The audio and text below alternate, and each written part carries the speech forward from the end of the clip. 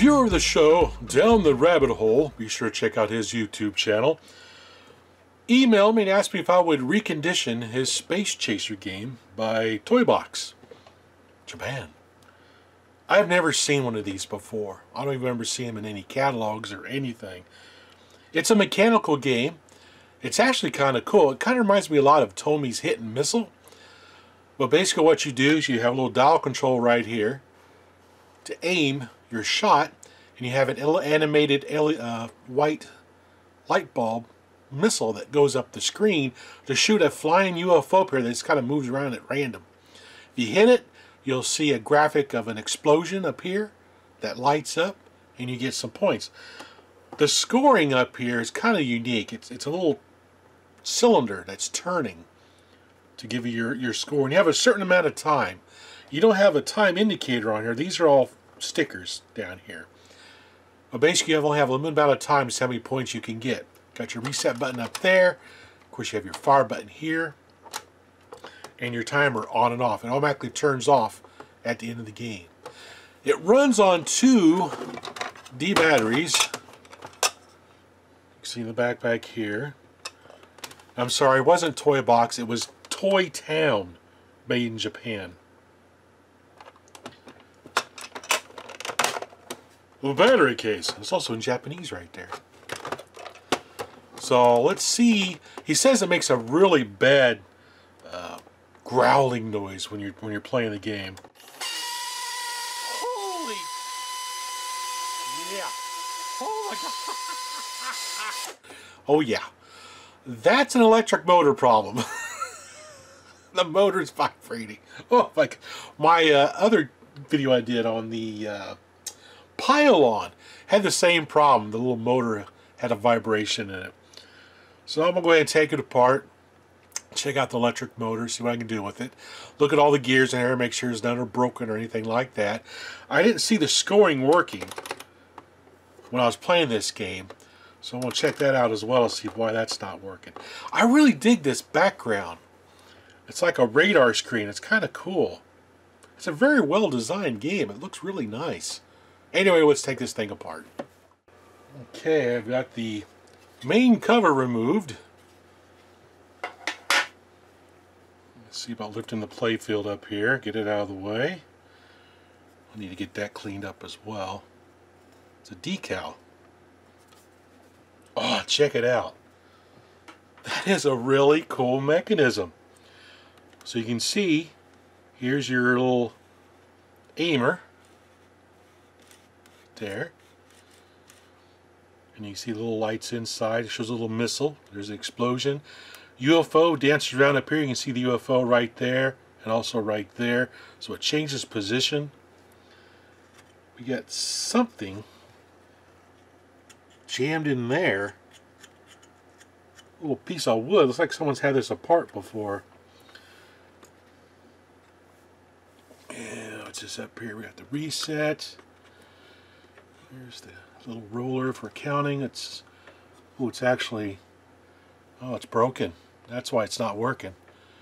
The little pin in there is broken. It goes into this, so it's not setting correctly to actually spin like it's supposed to.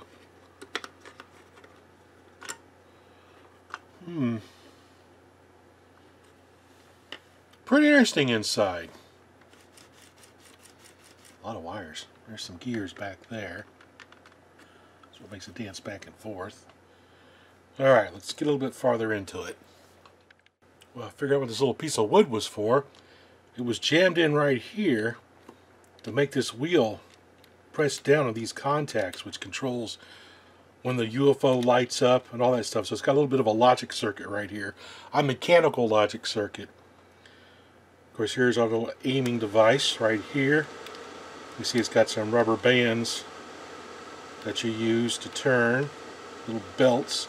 Right there's the motor hiding out up underneath there. A little piezo. What an interesting little device. Okay, let's get it out of the way here. I used a little bit of my model railroading oil I use on my model railroad engines. This is really good stuff. It's light oil, KL662, state-of-the-art lubricant with additives. Hobby Lube Premium. Really great stuff. So once I get it all lubed up, push it in here. There we go. It's nice and quiet. See the UFO lighting up over there. Oh, that's pretty awesome. Oops. Didn't want to pop that off. Okay, this is kind of cool. I was trying to figure out how the fire button works. Basically, you push the fire button, it flips this little alarm right here, which moves a gear down here to activate the sequence of the missile. That is pretty awesome.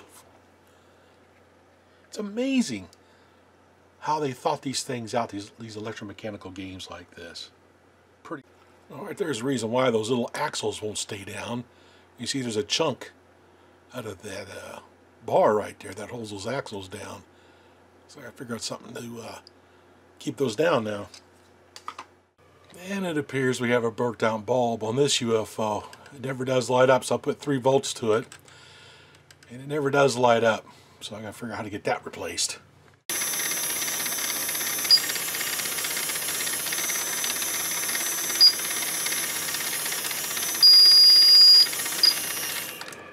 Yeah, I got the new axle in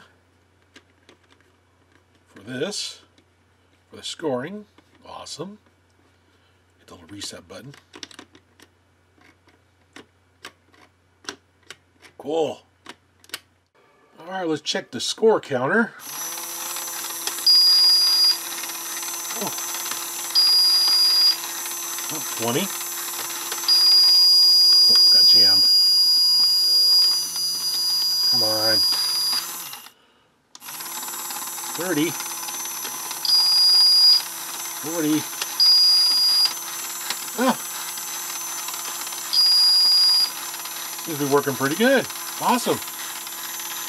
Now the reason why it jams is for some reason when these 2 gears right here, this little slider gear right there, every once in a while the teeth will land right on top of each other and jam up. They should have beveled those gears to make them so they'd slip in every time. They're just square to square, so if the gear mesh doesn't hit just at the right time, it'll jam and bog everything up. But you can at least turn it off, turn it back on, and get it back working again. And there we go. It's all back together again. Had to do a lot of repairs to this. There was some missing hardware that's holding down the faceplate below this. The gear on this knob was broken, so it wasn't allowing the dial to work correctly. It would slip quite a bit where you couldn't turn it. So I got that all working again. There was a problem with the scoring device up here, which I described in the video with the bar and everything. Have to deal with that.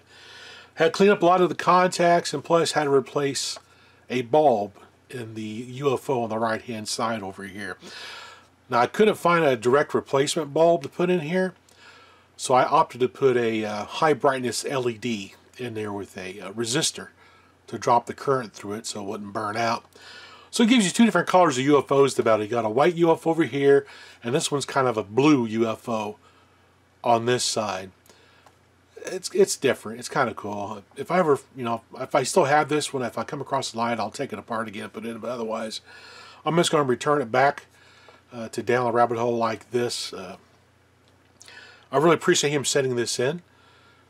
It was a fun little project to do. I like seeing these electromechanical games like this and how they work inside. So the only thing left to do is try to play a game and see if I can at least hit 1 UFO. I've not been very successful at it. The lights have been dimmed. Here we go.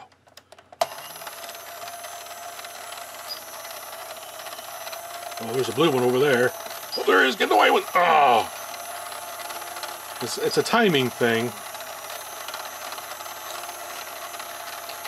So I get the blue one over here. Oh, almost got him.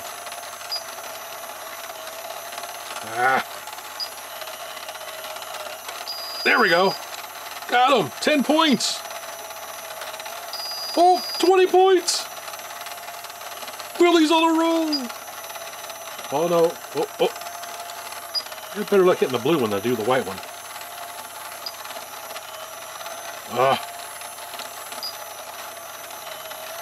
Rats.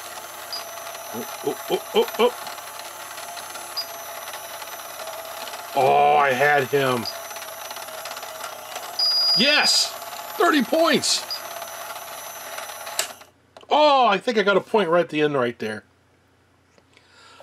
What a really cool device. Let's turn the light back on. Anyway, that's Space Chaser, a really cool electromechanical game from Toy Town, made in Japan. Japanese toys are so awesome. They make some really incredible things, especially with these mechanical games. You know, Tomy made a lot of great mechanical games as well, like Digital Diamond, and of course Blip was a biggie. I love Blip. You had Daredevil, and you had a Digital Derby, which I'm still in the hunt for a Digital Derby to make a video on. But anyway, we're talking about Space Chaser. I want to thank everybody for watching the video.